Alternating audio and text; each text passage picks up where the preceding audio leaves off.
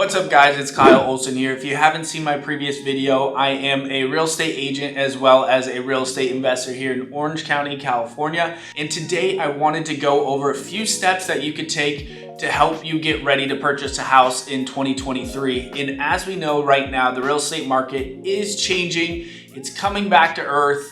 We saw crazy prices over the past 2 years due to low interest rates, and interest rates are rising and prices are slowly coming down. So next year might be your year to purchase your first house or your second house if you've been waiting on the sidelines. So first of all, thank you so much. Please consider subscribing and liking. I will be continuing to put out videos every single week for you with real estate updates and updates on my investing in Airbnbs and sales. So first things first, you want to talk to a trusted lender. A trusted lender will help you get organized and go over your debt to income ratio and other expenses that you might need to start working on and cutting out of your life to help you qualify for a home. And there's a big misconception out there that you need to have 20% down to put on a home, and that's just not the case. So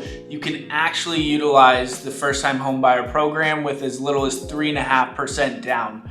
Obviously you need to speak to your lender to see what you qualify for, but this can help tremendously. And sometimes in certain scenarios, if you have crazy credit card debt or at least some credit card debt with higher interest, you can take some of that down payment that you've been saving and actually pay off those credit cards to help you qualify for a loan. Because what you want is to have a good credit score, not a lot of debt, and you will get a better interest rate on your loan. So first things first, we're gonna talk to a trusted lender. Talk to your parents, talk to your friends, talk to your family members, whoever you trust that's bought in a house, and see which lender they've used. So number two, this should be obvious. You need a down payment to put down on the house. After you've spoken with your lender, gotten all organized, they're gonna let you know what you qualify for. And maybe if that house that you want is just out of reach and you need a little bit more cash, start cutting back on simple things like subscriptions,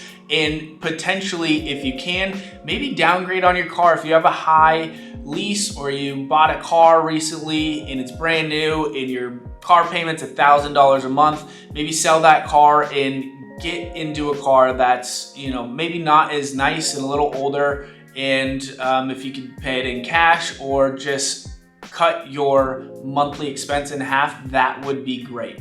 So number three, if you've been struggling with a credit score, if your credit score is not in that good to great to excellent area, I'm talking 650 to 800s, then you need to work on your credit score. That will be something your lender will potentially tell you to work on. And here's a few things you can do if you don't have great credit. Obviously, you want to be paying off your credit cards every single month because they are high interest, and you do not want to have those credit cards maxed out. And having a better credit score will help you qualify for more money to borrow, but it will also help you get a better interest rate from your lender. And what that does is it actually cuts down your monthly payment. So right now, interest rates are in the 6.5%, 6.7% if you have a great credit score.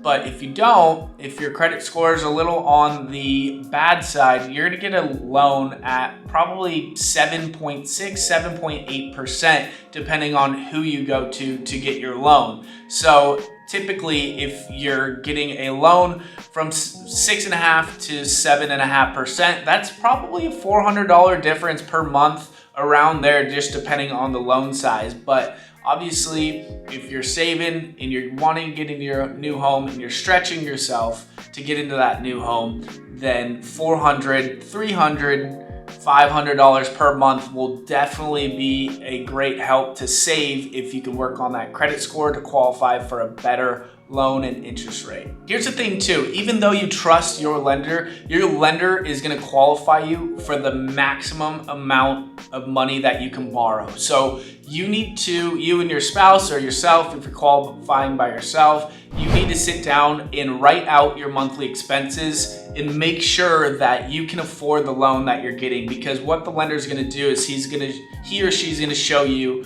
how much money you can qualify for at a maximum. They're not going to take into account all the extra things you spend money on, like vacations, food, etc., etc. So what you need to do is map that out before you commit to a loan in a purchase price. So right now we're at the end of 2022, and here's another thing. Do not take on any new debt if you're trying to purchase a house in 2023. It should be pretty obvious, but get those credit cards down, and also do not purchase a new car. I just told you a good thing to do is potentially downsize a car if you want to qualify for that loan and get the house you've always dreamt of.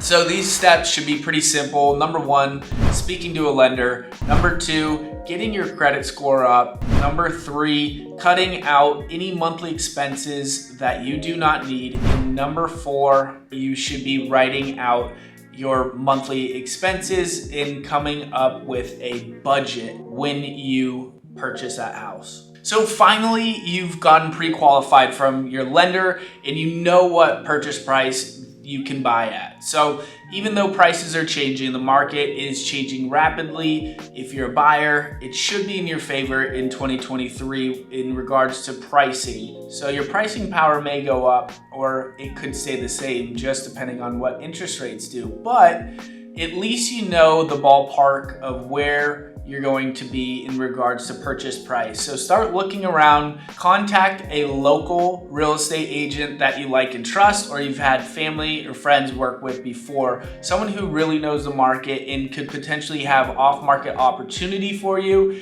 and start looking at houses and seeing which layouts you like and obviously which community you would like to be in. And in this market, I'd highly suggest that you have an agent who is working full-time and can get you the best deal. So potentially in this market, start throwing out lowball offers and see what sticks. And don't be afraid to purchase a house that needs a little bit of work, so you can put some sweat equity in there just in case the market comes down a little more. So it gives you some cushion. But anyways, I hope you liked the video. If you have any questions or comments, please leave them below, and please consider liking and subscribing, and I'll see you in the next one.